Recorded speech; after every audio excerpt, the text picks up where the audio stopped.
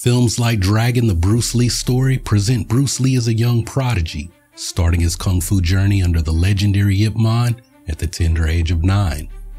The idea of Bruce training as a live-in disciple for over a decade in a secluded temple paints a compelling but highly fictionalized image of his early years. The movies tell us Bruce was Yip Man's only disciple, trained like a monk in a secluded temple, but the truth is far more complex. Bruce was not introduced to Wing Chun by his father, nor did he become Yip Man's only student. So how did Bruce really begin his martial arts journey? And why, after about a year, did Yip Man stop teaching Bruce Lee? Behind the myths lie cultural tensions, jealous classmates, and rivalries that shaped Bruce Lee's entire career. So let's uncover the real story.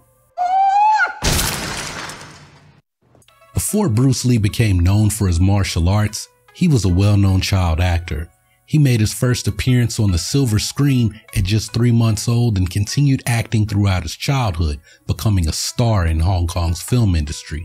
By the time Bruce Lee returned to the United States at the age of 18, he had about 20 film credits under his belt. Yet the glamour of film sets was far removed from the harsh realities of his everyday life. Despite his fame, Bruce's life was anything but secure. Growing up in Kowloon, he was surrounded by poverty, violence, and the rise of gangs that ruled the streets. The glittering world of cinema offered him a brief escape, but the world demanded strength, and sometimes even violence. By the time Bruce was 12 years old, he was no stranger to the rough streets of Hong Kong. Like many young boys, he formed a gang with his friends for protection. They called themselves the Junction Street 8 Tigers. This gang wasn't about rebellion for rebellion's sake, it was about survival. The streets of Hong Kong were dangerous, ruled by the influence of the Triads, powerful criminal organizations that often recruited or targeted young boys. For Bruce, forming this gang was a way to defend himself against the threats that lurked in every alley. In a city where even the police were often under the influence of triads, Bruce and his friends had to fend for themselves. As a young movie star, Bruce became a target. See, if a triad managed to recruit someone like Bruce, it would make them even more prestigious. But on the flip side, if some kid in a triad managed to humiliate someone like Bruce, well, that kid might elevate his status in the triad. So given this situation, Bruce knew that without his gang behind him, he would be vulnerable. Street fighting wasn't just a game for Bruce, it was a way of life. His natural athleticism and competitive spirit made him a fierce fighter, but these brawls would soon show him the limits of his raw aggression. After a particularly brutal beating, Bruce knew he needed more than just his fists and his gang to survive. He needed a structured form of martial arts, something that could give him control over his body and his mind. This realization would soon lead him down a path that would change his life forever, and that would be studying Wing Chun Kung Fu. Before Bruce Lee ever encountered Wing Chun, his journey in martial arts had already begun, though not in the way that you might think. As a child, Bruce's first exposure to martial arts came from his father, Lee Hoi Chin, a Cantonese opera star who practiced Taiji Chuan, a traditional Chinese martial art from the internal school that focused on slow and flowing movements. But Taiji Chuan, with its emphasis on balance and slow movements, did not give Bruce the effective combat skills that he needed. A young Bruce Lee actually tried to use Taiji Chuan in a fight, and while he was posing, the other kid beat him up. His early foray into Taiji Chuan felt more like a practice in spending time with his dad's old friends and not a tool for real-world combat. Bruce wasn't just interested in form, he wanted to win fights. His exposure to Hung Gar, a traditional southern Chinese martial art known for its powerful stances and strikes, that came later, mostly through his time on film sets with his father's friends who were making wuxia movies about Wong Fei Hung. Although Hung Gar was visually impressive and powerful, Bruce would later find it didn't work for him when he needed it the most. Though Bruce dabbled in these styles, they just didn't work for him. The streets of Hong Kong demanded something different, something faster, something more efficient. And Bruce would soon find out just how inadequate his training was when a schoolyard fight led him to that harsh realization. The story that he said the way Bruce Lee started training under Yip Man was because he beat up someone at school, this rich guy. At LaSalle College, Bruce found himself in a fight that would push him to the edge, not against a regular classmate, but against the son of a powerful triad member. What started as a simple confrontation escalated quickly into something far more dangerous. one day, he really knocked out the son of one of the tribe chiefs, and they were after him. Bruce's natural aggression and street fighting instincts kicked in, and the son of the triad chief was injured, and what followed was even more dangerous. Rumors spread that triad members were waiting for Bruce after school to settle the score. They waited for him around outside the school. Bruce was forced to hide in the teacher's lounge to escape. And they were standing around the table, just waiting to say grace. And in dashed Bruce, around the table twice and fit straight into the telephone room and locked himself in. It's possible that this was the situation that eventually led to Bruce being expelled from LaSalle College in 1956. Bruce already moved from De La Salle College to St. Francis Xavier, which is 2 blocks away from the Yip Man Kung Fu School. And all this time, Bruce had a lot of trouble because he was targeted by the triads. But this wasn't the end of his troubles. Word of the fight spread, and soon Bruce would face a more formidable challenge. Soon after Bruce injured that triad chief's son, Bruce was actually confronted by William Chung, a classmate who would later become a renowned Wing Chun master. Bruce beat that rich guy up, and this guy went to William Chung, and he told him, he said, this guy's beating me up, come and help me out. So William Chung went there, and apparently they had a fight, and William Chung beat Bruce. Chung had heard about Bruce's brawls, and he wasn't at all impressed. Chung was a skilled Wing Chun practitioner, and he was about to prove that he was the better fighter. See, William Chung's father was a policeman, and remember what I mentioned earlier about how the police were often under the influence of the triads? Well, allegedly, William Chung was sent to settle the score with Bruce Lee as a result of the fight where Bruce Lee injured the triad chief's son. And despite his experience in Tai Chi Chuan and Hung Gar, Bruce found himself completely outmatched. Chung's controlled Wing Chun techniques made Bruce's raw aggression seem amateurish. It was a humbling defeat, one that left Bruce with more than just bruises. It left him searching for answers. For the first time, Bruce realized that his raw aggression and unrefined techniques were not enough to win against a disciplined opponent. Chung's victory wasn't just physical, it struck at Bruce's pride, leaving him searching for answers. And this loss would lead Bruce to an important decision. Bruce wasn't looking for tradition, he was looking for a way to win fights. His defeat at the hands of William Chung had sparked a fire in him. You see, something to remember about Bruce is that he always wanted to be the big brother in every situation. In his gang, he was big brother. Bruce always liked to play in films that would try to protect the being beaten on, per se, right? Because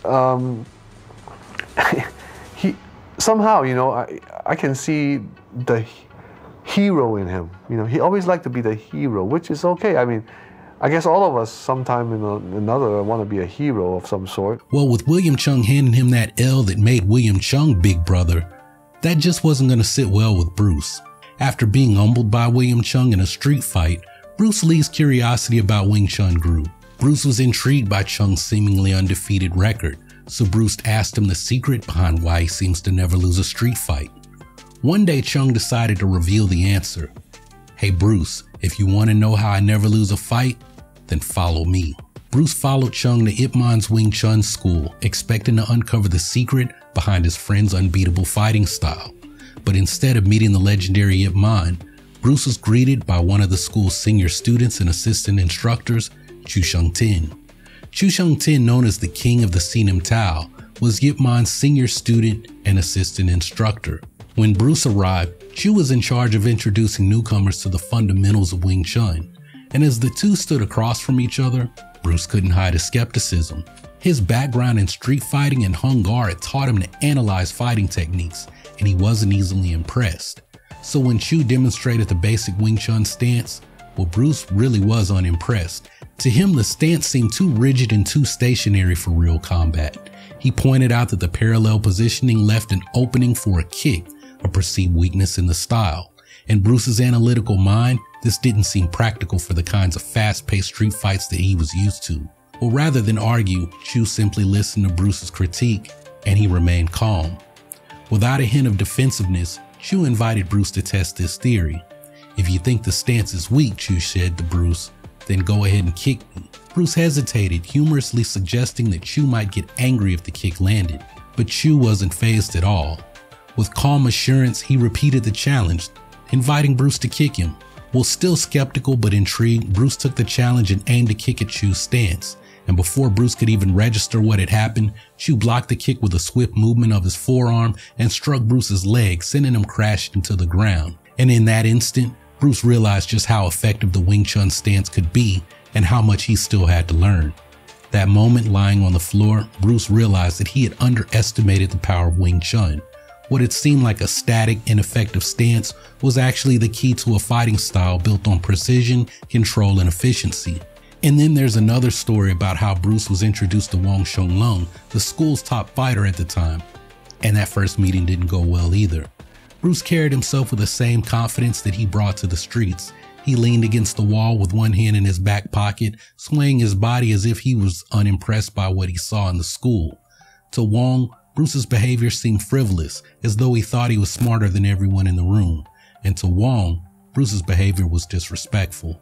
He later described Bruce as an Elvis-like youngster, swaying and acting as if he were too cool to take anything seriously. Wong was so put off by Bruce's attitude that he told William Chung directly, "I don't welcome him at the school." And despite some initial tension, Bruce would be eventually accepted at the school. Yip Man saw something special in Bruce. Yip was a fan of Bruce's films, and he also knew that Bruce's father was from Fat Sun. Although Chu and Wong Shun Leung would play prominent roles in Bruce's training, Yip Man, the Grandmaster himself, was still actively involved in Bruce's early development. Sources confirm that Bruce, around 15 years old at the time, initially received direct instruction from Yip Man when he began his training. Yip Man was known for rarely providing private lessons, but he was impressed by Bruce's talent. He even observed Bruce practicing Wing Chun techniques outside of formal lessons. Yip Man recognized Bruce's potential early on, taking a special interest in his progress and offering direct guidance during his initial training. As Bruce's skills continued to progress, Wong Shun Leung assumed a more prominent role in his instruction. Wong, who was known for his practical fighting skills, could relate to Bruce's primary interest in winning street fights against his peers. However, Yip Man continued to monitor Bruce's progress and provided guidance when needed. Bruce's journey into Wing Chun was marked by moments of friction, humility, and growth. With Yip Man's direct involvement in his early development and Wong Shun Leung's hands-on instruction as his skills progressed, Bruce's eventual transformation from street fighter to disciplined martial artist was well underway. As Bruce continued to immerse himself in Wing Chun, the tension within Yip Man's school grew. See, back then, Kung Fu was a pastime mostly for men in the working class. After work, there really wasn't much for them to do other than go to the movies, find a hobby, or sit at home in a small cramped apartment. Originally, Yip had taught older students from the Restaurant Workers Union. These were men who sought Wing Chun for self-defense and discipline. But with the influx of younger students like Bruce eager to use the art for street fighting, the atmosphere began to change. For the older students, Bruce and his friends were disruptive. They weren't there to meditate or refine their techniques. They wanted to learn how to fight and dominate each other on the streets. The older men felt that their school, once a sanctuary of discipline, was being overrun by teenagers hungry for street brawls. The arrival of these teenagers upset the balance, transforming what had once been a peaceful place of training into a competitive environment with rivalries brewing beneath the surface. Bruce wasn't just a young, enthusiastic student. In this case, he was a target. As he progressed in Wing Chun, the older students began to resent his practice, especially during Chi Sao drills. These sessions often turned into real fights, where Bruce, despite his smaller size, found himself being overwhelmed by the older, stronger students. In traditional Wing Chun schools, Chi Sao drills were meant to develop sensitivity and control, but in Bruce's case, they became battlegrounds where older students saw an opportunity to punish the brash young actor. They were jealous, not only of his growing skills, but of the special attention he occasionally received from Yip Man and Wong Shun Leung. But the tension wasn't only about Bruce's attitude or his skill, there was something deeper. Bruce was considered to be of mixed heritage. His mother, Grace Ho, was Eurasian, a descendant of the powerful Ho clan in Hong Kong. Sir Robert Ho, the last name Ho meaning from Holland, was Grace's uncle, and he was the wealthiest man in Hong Kong at the time. So being connected to such a prestigious name, of course rumors circulated about his lineage. Some claimed he was part Dutch, others said possibly German, but the latest research into Bruce's ancestry says that Grace's mother, allegedly a woman known as Shanghai Po, was half Russian. This ambiguity about his heritage made Bruce a target for prejudice. In a time when traditional Chinese martial arts were fiercely guarded by the Chinese community, Bruce's mixed race was seen as a threat. Some of Bruce's classmates believed that Wing Chun should only be passed down to those of pure Chinese ancestry. This prejudice created a hostile environment for Bruce, and it wasn't long before whispers turned into demands for his expulsion from the school. The older students didn't just whisper, they acted. During sparring sessions, they targeted Bruce more aggressively, and many refused to train with him entirely. Bruce, frustrated by the constant prejudice and harassment, became obsessed with improving his skills. He knew that the only way to earn respect was to beat those who resented him. Bruce's older brother, Peter Lee, later recalled how Bruce became fanatical about his training during this period. He spent hours practicing Chi Sao until he could overcome the bullying, and eventually the one who had been bullied was becoming the one who was landing the punches. And the whispers grew louder. The older students saw Bruce as a threat, not just because of his skill, but also because of his heritage. They refused to train with him, isolating him from the rest of the group. Some even demanded that Yip Man expel him from the school, believing that someone of mixed blood had no right to learn their art. The tension in the school reached a boiling point. Sparring sessions became more aggressive, with Bruce constantly on edge, knowing that every training session was another test, not just of his skill, but of his right to even be there. Despite the bullying, the prejudice, and the isolation, Bruce refused to quit. He trained even harder, often staying late into the night practicing the moves that he had learned. He knew that the only way to gain respect was to become better than those who doubted him. But even as his skills grew, so did the resentment, until it was clear that, well, something had to change.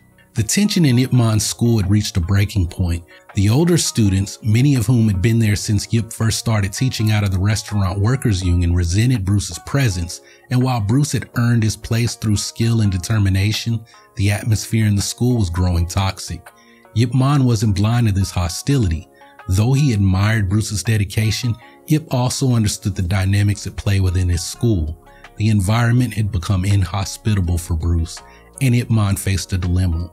On one hand, he recognized Bruce's potential, but on the other hand, Yip knew that the growing animosity in the school threatened to disrupt the harmony of the school. Pressure from the senior students to remove Bruce from the school had been mounting. His mixed race and his rebellious nature were seen as challenges to the very traditions that Yip Man upheld. And so Yip made a decision, one that would allow Bruce to continue his training and for Yip to keep receiving the tuition money while maintaining peace within the school. Yip Man turned to his most trusted student, Wong Shun Leung. By this point, Wong had become Bruce's unofficial mentor within the school, and so Yip entrusted Wong with the responsibility of continuing Bruce's training, but outside of the main school. From that point on, Bruce's training with Wong Shun Leung moved to a new location, Wong's father's apartment, where some other teenage students were also training, and it was here in this no-frills setting that Bruce's skills would be sharpened even further. Free from the drama at the main school, Bruce could focus entirely on learning what he truly desired, the practical real-world fighting techniques that Wong had mastered. Wong's teaching style was exactly what Bruce had been craving. Unlike the more structured lessons in the main school, Wong's training sessions focused on how to win a fight and how to adapt in real-world scenarios. For Bruce, this was the most valuable instruction he could receive. This was exactly what Bruce had wanted all along. He wasn't interested in learning all the philosophy and principles at that time. He just wanted to dominate in real combat. And Wong Shun Leung, with his expertise in these somewhat formal street fighting challenges known as Beimo, was the perfect instructor for Bruce's evolving approach. Yip Man's decision to send Bruce to train with Wong was a strategic move. By sending Bruce to train privately with Wong, Yip allowed Bruce the freedom to grow while preserving the school's harmony. and this was a turning point in Bruce's journey. Yip Man's decision to stop teaching Bruce directly was not a rejection. It was a necessary step in Bruce's evolution as a martial artist. Under Wong Shun Leung's guidance, Bruce's focus shifted entirely toward real-world combat, setting the stage for his eventual creation of Jeet Kune Do and his revolution in martial arts. After leaving Yip Man's main school, Bruce's martial arts journey took on a new intensity. Under the guidance of Wong Shun Leung and free from the hostility of the senior students, Bruce had one goal: to dominate in real-world fighting. Training privately with Wong Shun Leung allowed Bruce to focus on the practical side of Wing Chun. Wong, known as the king of the talking hands for his unmatched skills in Chi Sao and real-world fighting, he pushed Bruce. Together, they worked on mastering individual techniques through rigorous practice, focusing on precision and efficiency. And Bruce's dedication was relentless. Even outside of his sessions with Wong, Bruce would practice for hours each day, refining his technique and pushing his body to its limits. Bruce would practice anywhere he could, using rooftops, alleyways, and even pulling unsuspecting people on the streets into physical confrontations. You know, there were a lot of articles and things saying that Bruce was a troublemaker when he was young.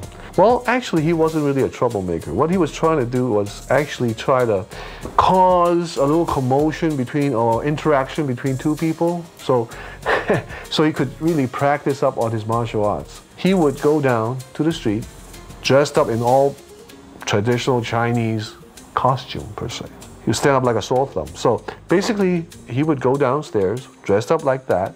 Any teenager or somebody that he considers, he could challenge would approach him and have a stare at him, any type of stare. He would stop and say, "What are you looking at? Do I look weird to you or something?" Of course, some people will shy away and say, "Oh, no, I'm sorry," and walk away. But there are some that say, "Hey, who do you think you are?" He would always take that opportunity and say, "Okay." A little fight will start, or a scruffle will start, and that's when Bruce learned how to do street fighting, because that's the only way he could get real experience from learning how to fight. Wong Shun Leung's mentorship was pivotal in Bruce's development. Under Wong's guidance, Bruce learned not just Wing Chun applications from the forums, but how to also apply them in real combat. Wong, who had been a dominant force in Hong Kong's notorious rooftop challenge matches, understood what it took to win in a fight. This approach resonated deeply with Bruce, who was more interested in what worked in the streets than in tradition. Bruce's hunger for knowledge was insatiable. He sought private instruction with Wong as often as possible, sometimes even intercepting other students to secure one-on-one training time. His determination to learn and master new techniques was unmatched, and Wong, recognizing this drive, pushed Bruce harder with each session. Bruce's training with Wong Shun Leung quickly bore fruit. In March of 1958, Bruce entered an inter-school boxing tournament at King George V School, where he faced the defending champion Gary Elms. Unlike the fast-paced martial arts scenes that would later define his films, Bruce had to follow the strict rules of boxing, his punches softened by 8-ounce gloves. Bruce won the match by unanimous decision. He completely swarmed his opponent, basically attempting to do Wing Chun while wearing boxing gloves. Although Bruce won the fight, being constrained by Queensberry boxing rules in the match played a part in his decision to not compete in combat sports later in life. Not long after his boxing match, Bruce then faced two Beimo challenges, notorious rooftop fights that tested martial artist skills in Hong Kong. These crossing hands challenges were illegal under British law, so they were held in secret far from public view, often on rooftops and sometimes in hotel rooms. Wong Shun Leung, himself a veteran of these matches, served as Bruce's mentor and referee for his last match. Bruce's first Beimo match was a quick victory as he easily overpowered an inexperienced opponent, but it was his second match that would truly test his resolve. In his second Beimo match, Bruce faced Chung, an experienced fighter from the Chwele Foot School. This fight would push Bruce to his limits. In the first round, Bruce hesitated and Chung landed several hard strikes. Bruce was shaken, concerned about the black eye and bloody nose he had received. He thought about quitting. But Wong Shun Leung urged Bruce to continue, basically telling him to, "Hey Bruce, let those hands loose." And in the second round, Bruce did just that. Bruce managed to knock Chung down with a flurry of chain punches, and Bruce overwhelmed Chung, knocking him out and winning the match. This victory was a testament not only to Bruce's skills, but to his determination to overcome adversity in the face of a real challenge. Bruce's victories in both the boxing ring and the Beimo matches were just the beginning. These experiences, combined with his intense training under Wong Shun Leung, laid the foundation for his future greatness. But for Bruce, this was never just about winning. It was about constantly evolving, pushing beyond the limits of tradition, and finding the true essence of martial arts. Though Bruce Lee's martial arts journey took him far beyond the confines of Wing Chun, the influence of Yip Man was foundational. Yip Man's teachings provided Bruce with the principles that would guide his evolution, principles of simplicity, directness, and practicality. Yip Man instilled in Bruce the importance of efficiency. Wing Chun's economy of motion, the focus on centerline theory, and the concept of simultaneous attack and defense became the bedrock of Bruce's own martial arts philosophy, which he later expanded into Jeet Kune Do, a system that sought to eliminate unnecessary movements and focused on what worked in real combat. Bruce carried these lessons forward, adapting them into his own personal style. From Wing Chun's sticking hands drill, Bruce learned to feel an opponent's energy, anticipate their movements, and respond with speed and precision, skills that became core elements of Jeet Kune Do. While Yip Man introduced Bruce to Taoist principles like yin and yang, Bruce's philosophical journey extended far beyond traditional martial arts teachings. Influenced by the works of Jiddu Krishnamurti, Alan Watts, and other Western philosophers, Bruce developed a philosophy of adaptability and self-expression. I said, empty your mind. Be formless, shapeless, like water. His famous saying, "Be like water," was rooted in Taoism, but also reflected his broader exploration of how to adapt to any challenge. For Bruce, martial arts were not just about physical combat. They were a path to personal growth, self-knowledge, and the expression of one's true self. He combined Eastern and Western philosophies, creating a holistic approach that emphasized constant learning and adaptability. Yip Man's focus on practicality was central to Bruce's development, but Bruce wasn't satisfied with the limitations of any one system. While Wing Chun gave him the foundation, Bruce sought to incorporate ideas and techniques from Western boxing, fencing, and even grappling, always focused on what would be most effective in a real fight. Bruce's straight lead punch, a core technique in Jeet Kune Do, was derived from Wing Chun's centerline theory, but it was enhanced with the footwork of fencing. This adaptation, like so many others, showed Bruce's relentless drive to perfect his craft by fusing the best elements of every martial art that he studied. Yip Man's influence didn't just end with Bruce's personal philosophy, it extended into his films as well. Bruce revolutionized martial arts cinema by bringing a new level of realism to fight choreography. He abandoned those flowery movements of traditional martial arts films, opting instead for practical, efficient techniques that reflected the essence of Wing Chun. In films like Fist of Fury and Enter the Dragon, Bruce demonstrated his belief that martial arts should be about the effectiveness, not about tradition or style. This approach, deeply rooted in the lessons that he learned from Yip Man, set a new standard for martial arts films and inspired generations of fighters and filmmakers.